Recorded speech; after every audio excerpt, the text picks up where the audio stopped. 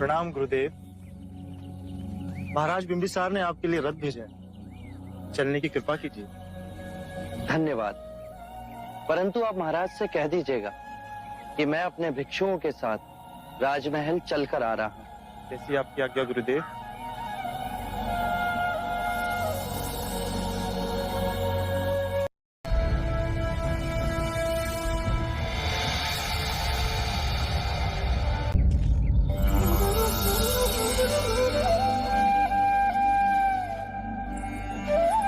महारानी, बुद्ध आ गए हैं।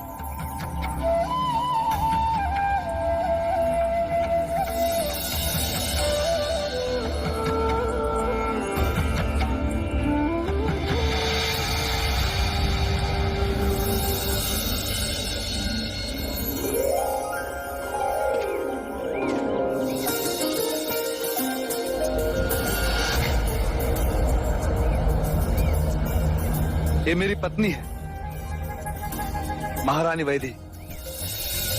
ये मगध के कुलगुरु, सभ्यता और संस्कृति के धरोहर, मगध के सेनापति और मगध के महामहिम मंत्री।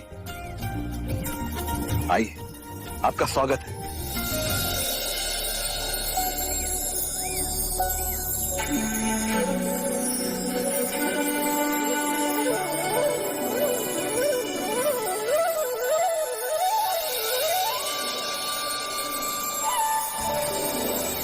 क्या भोजन हेतु आसन ग्रहण करें? आसन ग्रहण करें।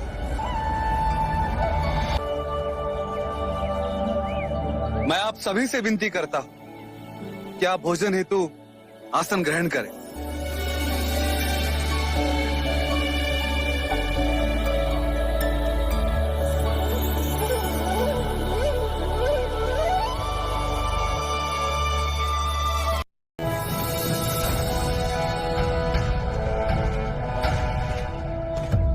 ये मेरा पुत्र अजात शत्रु है, आशीर्वाद दो। क्षमा करें, मैं अपना शीश किसी के आगे नहीं झुकाता। ये बहुत अच्छी बात है, किसी के दबाव से शीश झुके, ये बुरा है। कहने का अर्थ है, जब तक मन में सम्मान ना हो तो किसी के आगे शीश झुकाना। परेशान ना हो, मैं समझ गया। फिर कोई विशेष उपलब्धि भी तो होनी चाहिए। अर्थात महाराज को पहले से ही हमारे विद्रोह की सूचना थी। तख्ता पलट होते ही मैं उन्हें अपना बंदी बना लेता तो मेरी विजय निश्चित थी। चिंता न करें युवराज, मगध की सीमा पर हमारे ही लोग तैनात हैं। मेरे कुछ सेनापति और सैनिक भी मिले हुए। कपिल वस्तु जो सैनिकों की टुकड़ी गई थी, वो भी उसके साथ है। महाराज भाग के कहां जाएंगे? जाओ, मगध के कोने कोने में जाओ और हर उस जगह को खोद डालो जहां महाराज के छुपे होने की संभावना है। अजात शत्रु अपने शत्रु को पाताल से भी निकाल के ले आएगा। मैं भी आपके साथ कारागृह चलूंगी, पर आपका साथ नहीं छोड़ूंगी। आम्रपाली, ऐसा कोई प्रण मत करो। यदि अजात शत्रु यहाँ आ गया तो तुम्हें और हमारे पुत्र जीवक को जीवित नहीं छोड़ेगा। इसलिए जैसा मैं कहता हूँ वैसा ही करो। ऐसी अवस्था में आपको छोड़ के? आम्रपाल, तुम्हें मुझ पर विश्वास है? हमारे पक्ष में केवल एक बात है, अजात शत्रु ने इससे पहले तुम्हें कभी नहीं देखा। यदि वो इस महल में तुम्हें ढूंढते हुए आ भी गया तो तुम्हें कभी पहचान नहीं पाएगा। मेरे सैनिक तुम्हें सुरक्षित वैशाली पहुंचा देंगे। महाराज का शीश नहीं लाए और कह रहे हो कि लड़ते हो हमारा सैनिक मारा गया।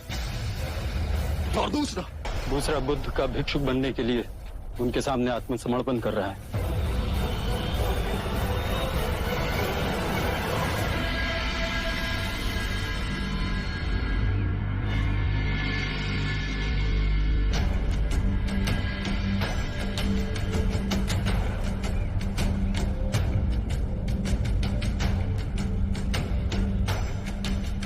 मैं तो अनपढ़ हूँ मुनिवर, आज आपके सामने जीवित हूँ तो ये आप ही का दिया हुआ जीवन दान है। क्या आप पहले कभी बुद्ध से मिले हैं?